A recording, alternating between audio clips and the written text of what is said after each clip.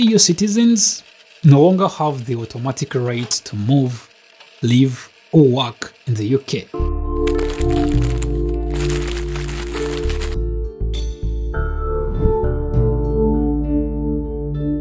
It has been 5 years since the UK left the EU. Sadly, the UK is already wrestling with consequences that no one fully anticipated. In the late 60s, the UK faced significant economic challenges, including high inflation, ascending unemployment, and stagnant economic growth. The country needed access to larger markets to boost its exports and stimulate economic activity. I'm talking about a time when traditional industries were declining, worsening the economic downturn in many regions. At the very moment, the UK was barely struggling to remain competitive in an increasingly globalized economy. But not just that. There was a strong desire to ensure political stability and foster cooperation with European countries in a post-war context. With everything upside down, looking for a reviving solution became a tireless task for numerous political leaders. After a while, an idea popped into someone's head. Like a bulb. How about we join the EEC? One of the key figures who advocated for EEC membership was Conservative Prime Minister Edward Heath. As a strong proponent of European integration, Heath led negotiations that later made his country decide to join the EEC on January 1st, 1973. In 2013, we started to see a nation questioning that very decision and even decide once again, but this time to leave. Almost 5 years later, let's check in on things to see if leaving the EU was the right thing to do when Asinga unfolds.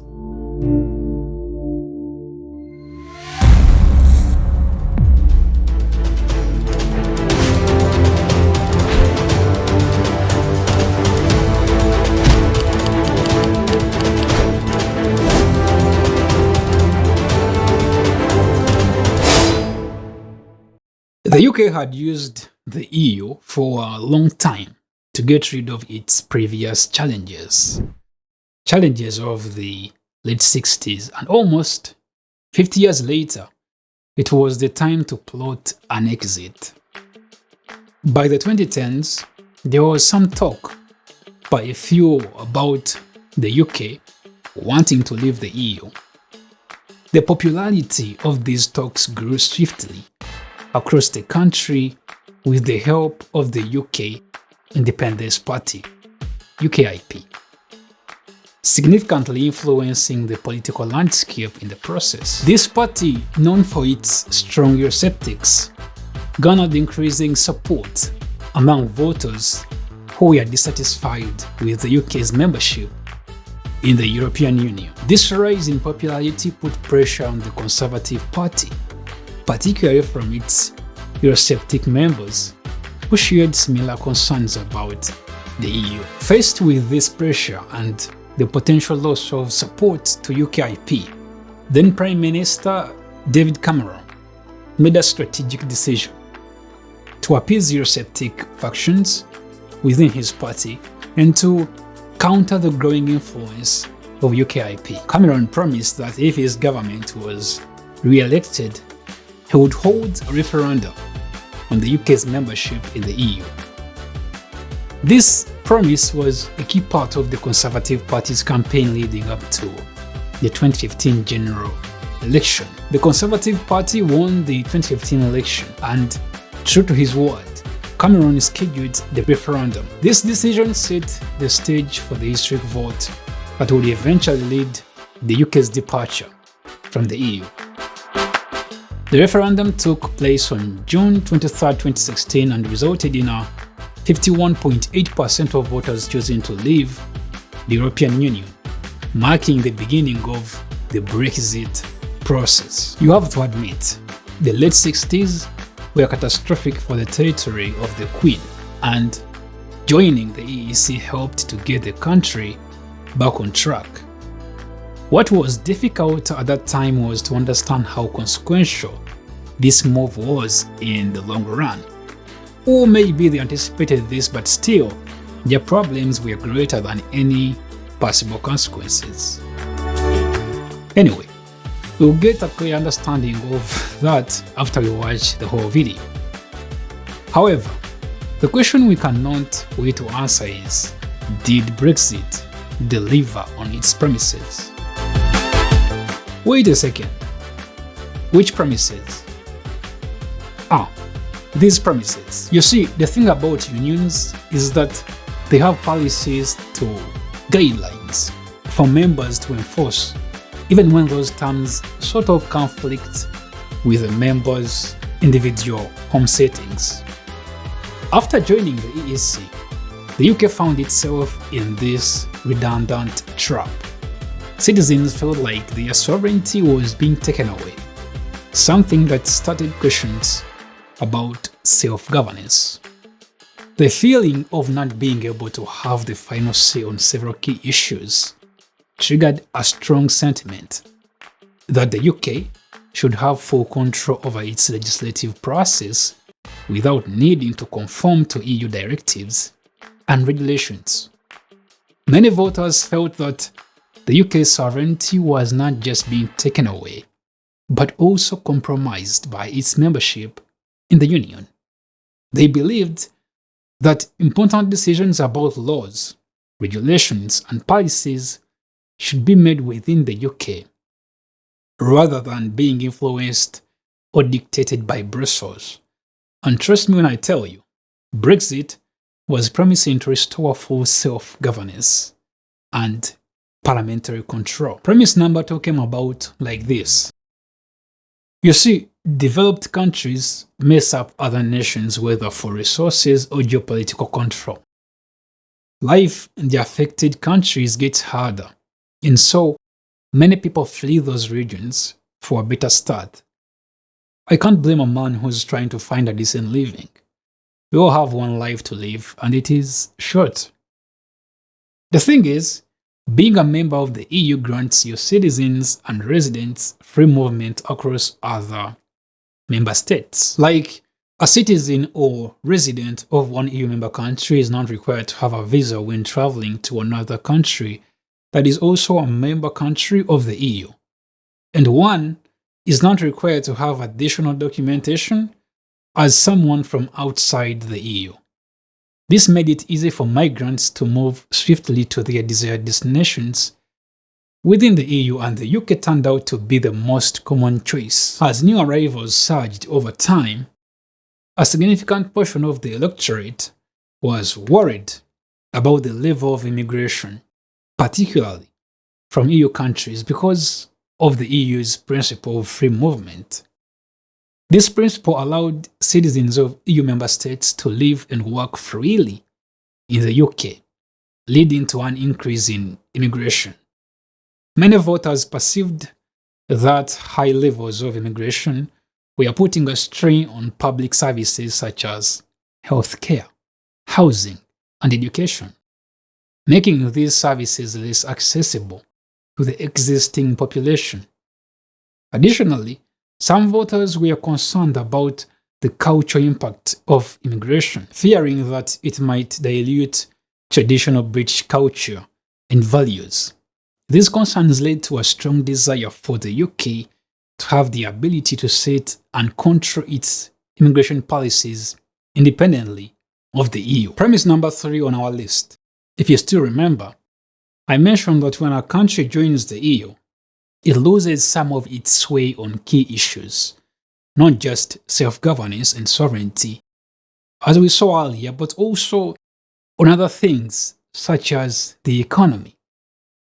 Not having full control in this field, some members of the EU pro-Brexit campaigners argue that leaving the EU would allow the UK to achieve greater economic independence.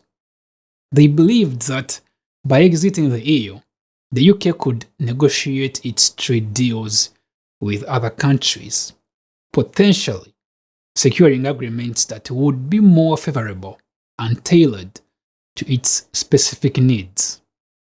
This was seen as an opportunity to boost economic growth and improve the UK's global trade relationships. There are also significant resentment over the UK's financial contributions to the EU budget. Millions of voters felt that the money the UK was sending to the EU could be better spent on domestic priorities, such as improving public services and infrastructure within the UK. This financial aspect fueled the desire to reclaim control over how national funds were allocated. Not only that, a significant portion of business owners believed that EU membership posed burdensome regulations on the UK. They argued that being outside the EU would free the UK from these constraints, allowing it to develop and implement more flexible and tailored economic policies that would better suit its own market conditions and business environment. Let's get to the last item on the list. With everything as painted to you so far, the UK in general was questioning its national identity. There was a growing distrust of political elites and institutions, both within the UK and across Europe. Many voters felt disconnected from decision makers and believed that their concerns and voices were not being heard. This sense of alienation from political process contributed to a strong anti-establishment sentiment. For some voters, the Brexit vote served as a way to express their dissatisfaction with the status quo and to challenge the political establishment. It was a protest against what they perceived as a distant and unresponsive elite, both in the UK government and in the European Union. On top of that, anti-establishment sentiments were often intertwined with resurgence of national identity. Many citizens wanted to assert the UK's distinctiveness and reclaim a sense of national sovereignty.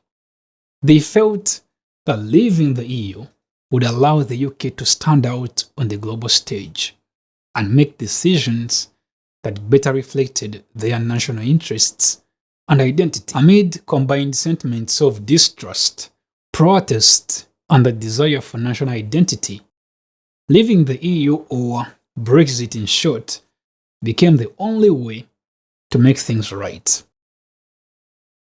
The four factors were not just empty promises that enabled Brexit, but powerful influences that, according to the majority of the UK population, had various negative impacts on their country. Whether Brexit delivered on its promises or not, the underlying reasons made some sense. However, was leaving the EU the only option for the UK? If so, how has Brexit truly impacted the UK? I think it is time we break down the real impact of Brexit over the past 5 years. I have spent a significant amount of time not just doing research or analyzing data, but also talking to informed sources so that I can be able to bring you the most comprehensive reality of how Brexit has truly shaped the UK. My goal is to provide you with credible, educational, and captivating information to journey you through the world around us.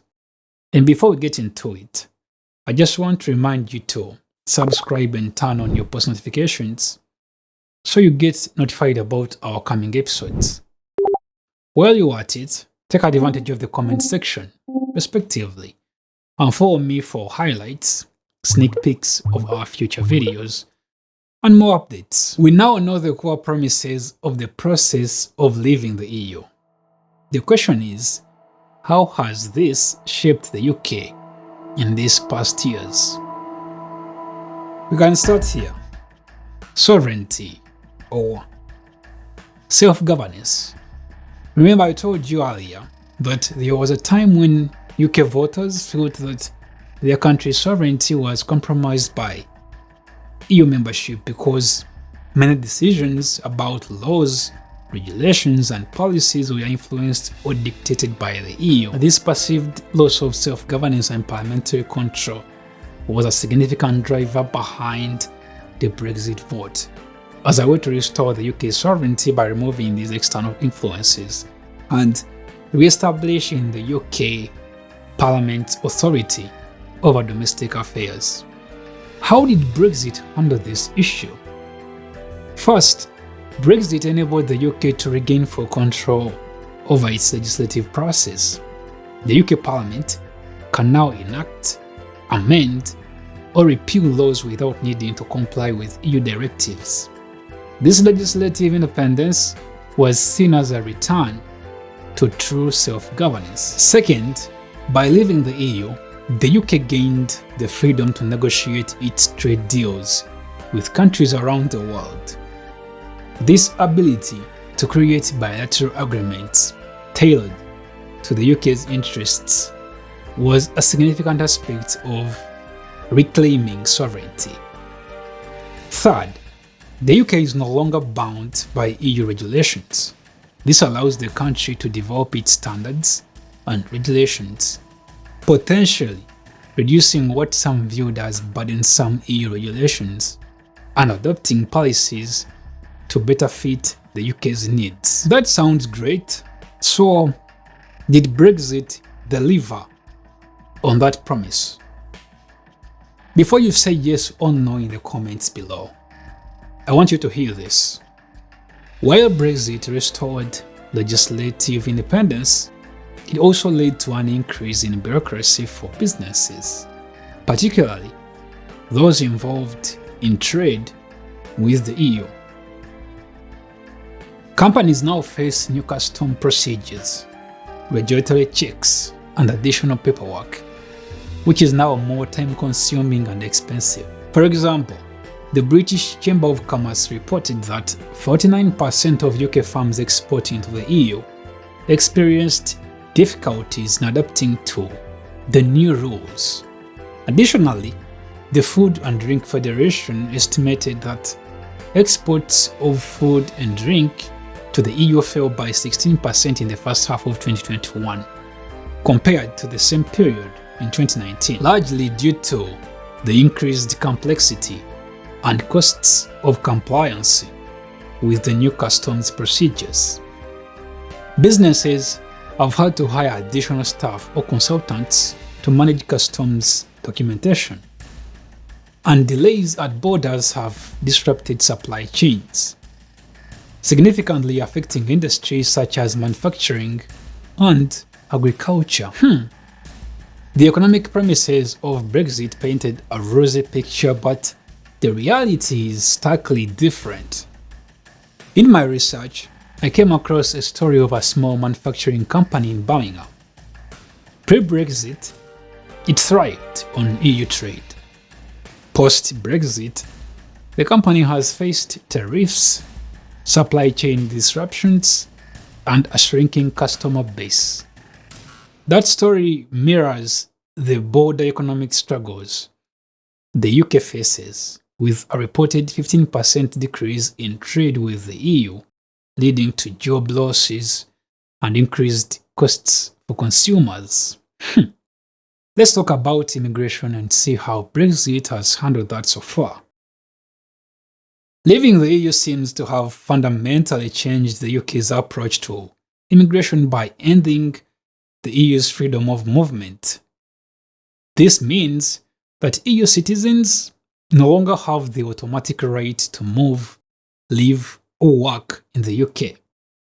By separating itself from the Union, the UK eradicated the free movement principle that formerly made it easy for EU and non-EU citizens to go to this country, and then the UK implemented a points-based immigration system which prioritizes skills and qualifications. a system that aims to control and reduce overall immigration levels while attracting skilled individuals who are deemed able to contribute to the UK economy. Would you say that Brexit delivered on that promise? Maybe, maybe not. You see, Brexit's immigration changes have triggered significant labor shortages across various sectors in the UK.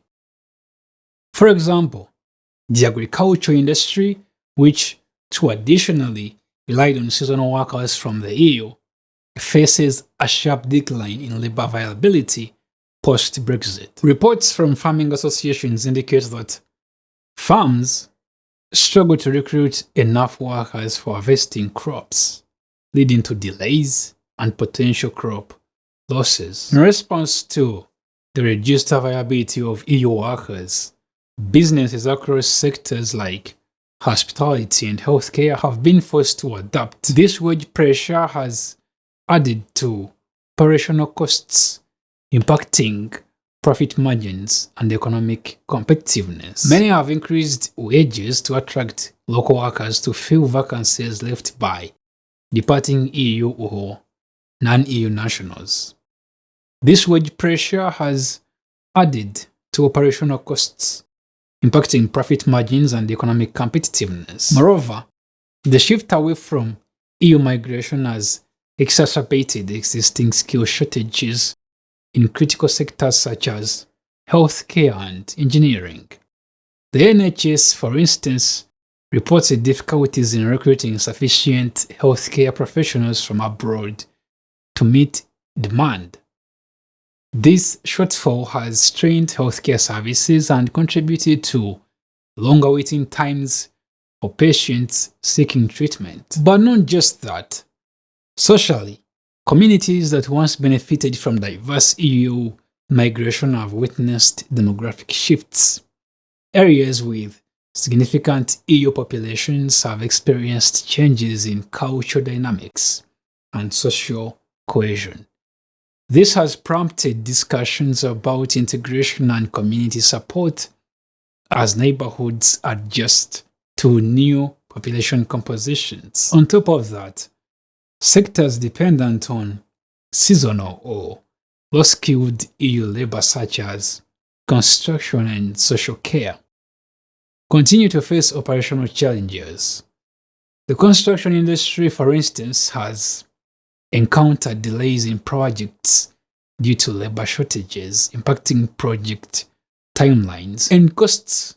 Similarly, social care providers have struggled to fill care worker positions, affecting service delivery to vulnerable individuals. Let's see how Brexit handled this last promise of anti-establishment politics. Brexit emerged partly as a result of widespread anti-establishment sentiments in the UK.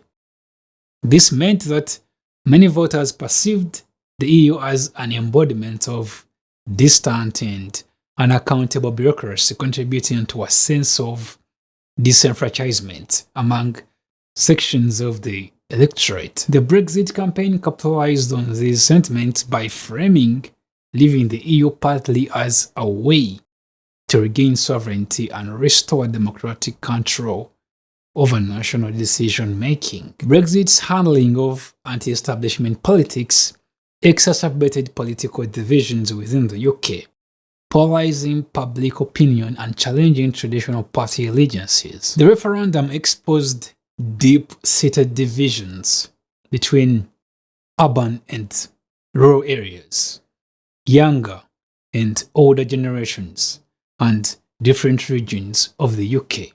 For example, England, Scotland, and Northern Ireland. Take this for instance.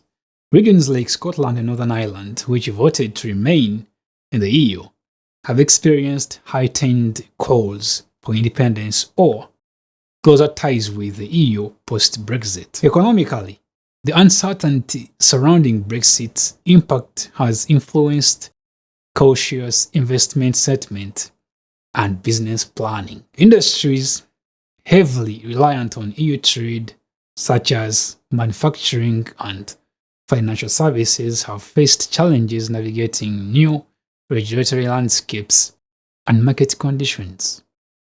For example, manufacturing companies have had to adjust supply chains and export strategies to comply with new customs requirements, contributing to logistical delays and increased costs. Institutionally, the decision to leave the EU strained UK governance structures, necessitating extensive legislative and administrative adjustments. This included negotiating international agreements, establishing new regulatory frameworks, and adapting to the transition away from EU laws and regulations. The process has placed significant burdens on government resources and administrative capacities, impacting the efficiency of policy implementation and public service delivery. Internationally, Brexit has strained UK-EU relations and raised questions about the UK's role in global diplomacy. Negotiations over trade agreements and cooperation on security issues have highlighted differences in priorities and values between the UK and its European counterparts, something that has affected diplomatic cooperation and strategic alliances, potentially influencing the UK's position in international forums and even negotiations. If you ask me, Brexit has delivered on its promises, and I see why some people are saying that the process has fulfilled its commitments. The thing is, however, that I only agree on the implementation, but not the delivery. And this is why. Since Brexit, smaller businesses in the UK have and continue to struggle due to limited resources, staffing shortages, and financial instability, making it more challenging to relocate or secure financial assistance. Overseas investment in the UK has sharply declined over the past 2 years, highlighting a diminishing attractiveness as a global business destination, according to the United Nations data. Foreign direct investment inflows turned negative in 2021, indicating that more investment was withdrawn from the UK than was put in by foreign companies. Later on, Brexit has had a profound impact on the standard of living in the UK, with the average Briton experiencing a nearly £2,000 decrease in income by 2023, according to a report from London.gov.uk. In London specifically, residents were significantly affected, facing an average loss of nearly £3,400 due to Brexit-related effects in the previous year. Additionally, Brexit has led to a substantial reduction in job opportunities across the country, with nearly 2 million fewer positions available overall, including nearly 300,000 fewer jobs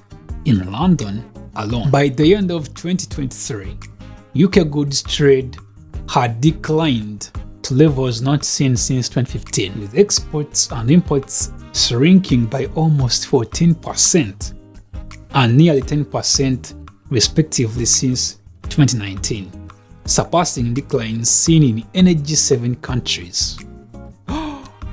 All of these challenges emerged nearly in the Brexit process, underscoring how trade policy uncertainties can impact consumers even before changes were implemented. Think about how import prices in the UK rose by 11%, contributing to a significant increase in consumer prices due to trade policy uncertainties alone. Businesses pay more than they used to before Brexit when importing goods.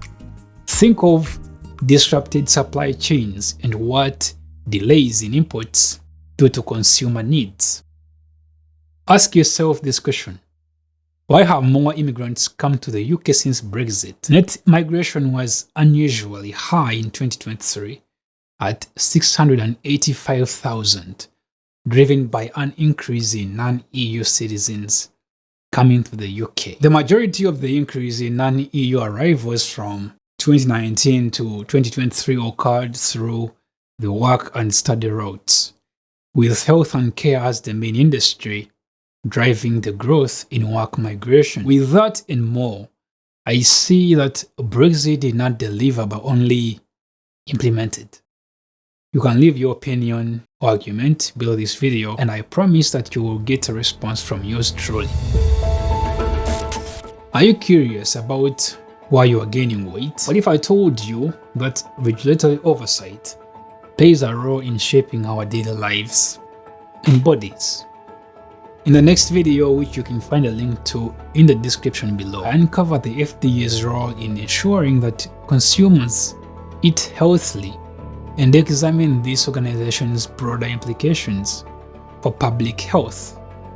You'll also find useful hacks for a healthier lifestyle. Click on the screen to watch it now and explore vital issues that affect us all.